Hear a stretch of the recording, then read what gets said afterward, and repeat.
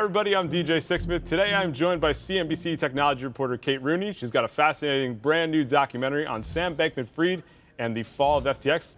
Kate, nice to talk to you. How you doing? You too, DJ. Great to see you. So Kate, there's been a ton of coverage about Sam Bankman-Fried and everything that went down with FTX. So first and foremost, why did you want to tell this story, and how is this documentary going to be different than everything else?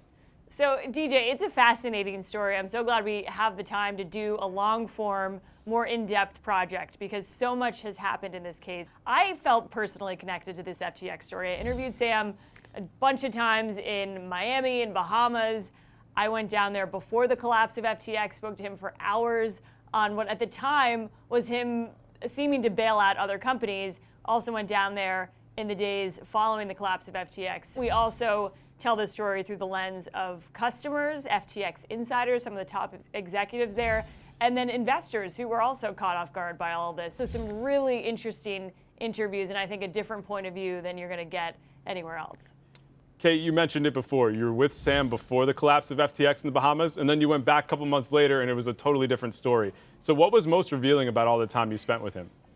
So Sam Bankman-Fried really ran the crypto world at one point. He was hosting this conference in the Bahamas before the collapse of all of this and before other companies in the industry collapsed. And that really was, in my mind, the peak of Sam Bankman-Fried and of FTX. They seemed to be the most profitable, biggest exchange, and Sam was seen as the credible face in this industry. We went and spent a ton of time with him, interviewing him about bailing out other companies, and he was seen as what some were referring to as the Warren Buffett of the era. He was swooping in to save other companies. There were analogies and some comparisons to what Warren Buffett and Berkshire were doing during the financial crisis. So at the time, the white knight of crypto, as some were describing him, and he was seen as someone who was coming in to prop up others in the industry. That changed drastically within the frame of 6 months or so. So at the time, I asked him about the relationship between FTX and Alameda. He tried to explain that. He said he was taking steps to eliminate conflicts of interest. I asked about how his companies survived the crypto crash, and some of his answers at the time, seemed plausible. We talk about this a little bit in the documentary, but this company was private, so they didn't need to report their financials like some of the other big publicly traded crypto companies out there. A lot of people had to take him at his word, so we were shocked when a lot of this came out. And I think a lot of people were shocked, which makes the story even more interesting. Some of the reactions to the change, the drastic change in really Sam Bankman-Fried's status is really just shocking. And I think we really dive deep into that in the documentary. One of those people who was shocked was Anthony Scaramucci. You interview him here in the documentary. He referred to him as the Mark Zuckerberg of crypto in your documentary. He was really high on him. So what did you learn from Scaramucci, and what was it like to hear his perspective about being with SBF when all of this was going down in the Bahamas? Anthony Scaramucci was such a great interview because he had spent so much time with Sam Bankman-Fried. And he was hosting conferences with him. He invested in the company through his company, Skybridge. He actually flew down to the Bahamas when all this was unraveling. He had this great analogy. He described it in the scene at FTX when he went down to the Bahamas. If you've seen the Saving Private Ryan, that moment where the soldier is in battle and he's walking around with his own arm and doesn't realize that it's his arm. He's disassociated from what's happening around him. So his description of what Sam Bankman-Fried was going through at the time was really compelling and really interesting, and I think a perspective that you're not going to get anywhere else. He also talked about his experience being what he called a betrayal of trust. He thought that this company was a rocket ship. He was as surprised as anybody. But Anthony Scaramucci, I think, is one of the more compelling interviews in this documentary. At this point in the whole story, we have to think about those red flags that people should have seen, right? Whether it's Scaramucci, the retail investors. You speak with Brett Harrison, who worked at FTX. What did folks miss in all this with Sam Bankman-Fried? That was a big question that we dive into, and Scaramucci told me that Bankman-Fried had any of the paperwork that any investor would ask for to show some of the smartest investors in the world that it was a good investment at the time. As Anthony put it, he said there was no smoke in any corners of the business. They had audited financials and the things that you would really look for as an investor. So he talked about not seeing any red flags at the time. You also had Brett Harrison, who was one of the top executives there.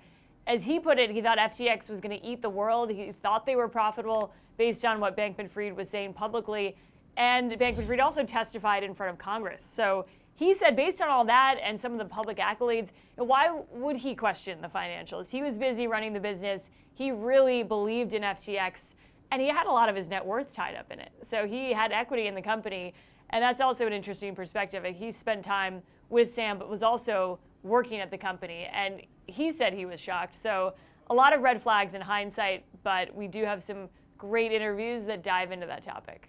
Another really intriguing part of this story is the branding and marketing of FTX. So many celebrities were involved: Tom Brady, Shaquille O'Neal, Steph Curry, the infamous Larry David commercial from the Super Bowl. How did all that raise the credibility of FTX? So this company spent hundreds of millions of dollars paying celebrities to be in their advertisements. You had the Super Bowl ad that you mentioned. They had their name on a stadium. Customers that we interviewed said that made them think it was a safe investment. It really added to some of the credibility and name recognition.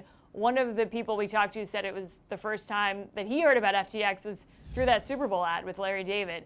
The other thing that customers mentioned in terms of credibility, anybody in the finance world that hears a name like Sequoia and Paradigm, who are some of the big venture capital investors, said that also added a sense of credibility. They said, okay, if the smartest people in the world are investing in this company, it's probably a safe place to keep my money. So those were the big themes in terms of why they thought the company was legitimate, and now they're going through the bankruptcy process. But really interesting customer interviews in this doc. Speaking of those customers, let's talk about them right now, because we have the Sequoias of the world, but then we have the everyday crypto investor who lost money here. And the big question becomes, Kate, do you think these people will actually ever get their money back?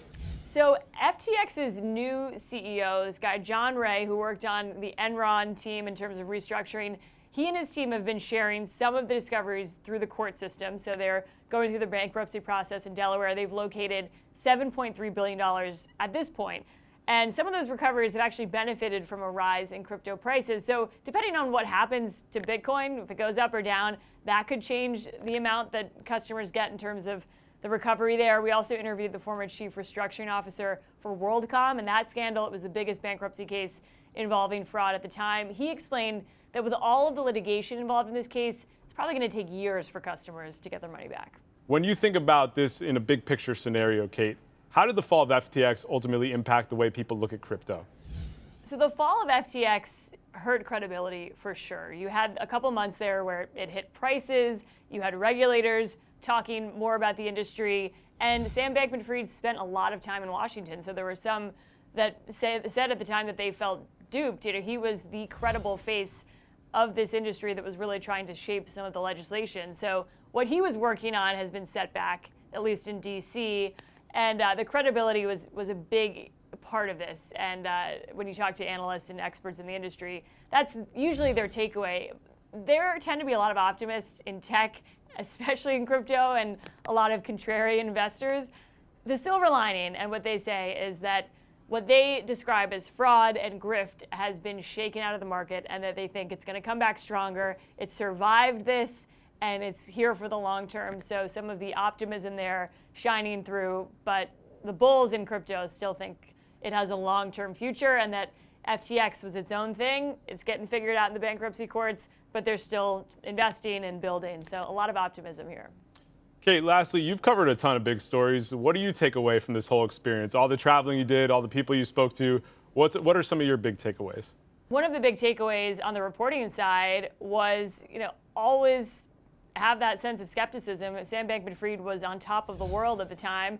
We've learned a lot that we didn't know when we were interviewing him 2 years ago. So I think it speaks to human nature. It speaks to some of the hype around this industry and around this company. And it's a good reminder that I'm going to take in my reporting going forward, that I'll never forget this experience. And it was fascinating seeing someone who was so respected and so highly covered by the media, and then months later, and at least at this point, is awaiting trial in jail. So it's a stunning reversal.